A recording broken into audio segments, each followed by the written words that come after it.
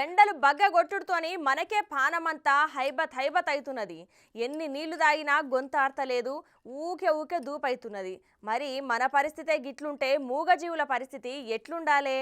ఇగో గీడ ఒక మూగజీవి పడే కష్టం చూసి దానికి సాయం చేస్తున్నది ఒక అక్క. చూడుర్రి.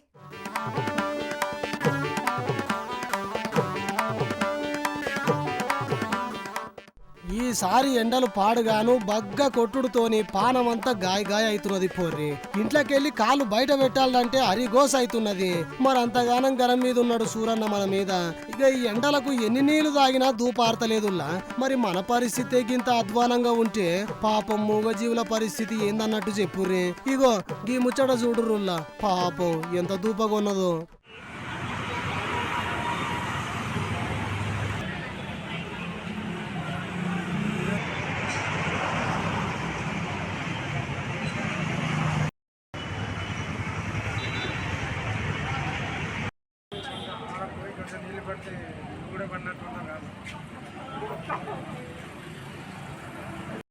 అదే తాగుతాను చూడు, ఎట్లా తాగుతాను ఆ పట్టి.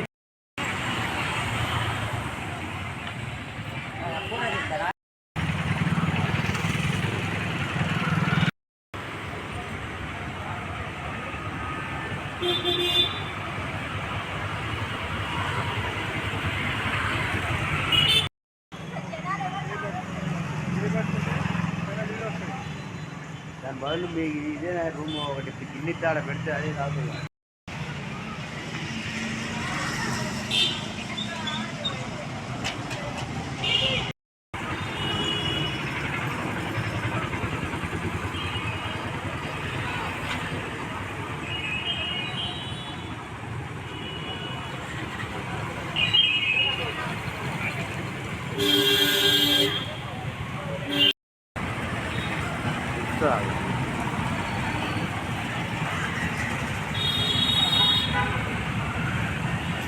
తాగడం రాదు.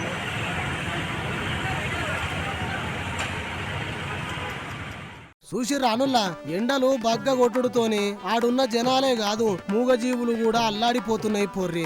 పొద్దుగాల 8 గంటలకెళ్లే ఎండలు మండుడుతోని మూగజీవులు దూపతోని విలవిలలాడుతున్నాయి పోర్రి.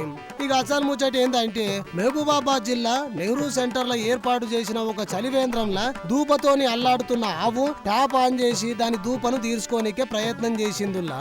ఇక ఆన్నే రోడ్డు మీద నడుచుకుంటా వచ్చుకుంటా గమనించిన ఒక చెల్లె ట్యాప్ ఆన్ చేసి ఆవు దూపను తీర్చింది పోర్రి.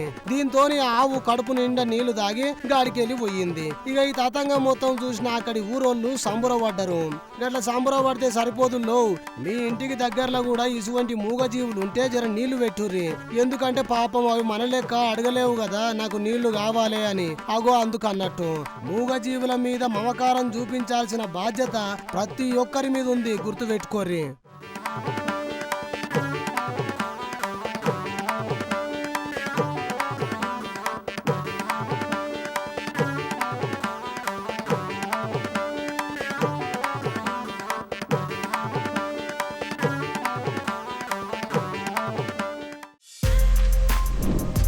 For more videos like this, subscribe Big TV channel.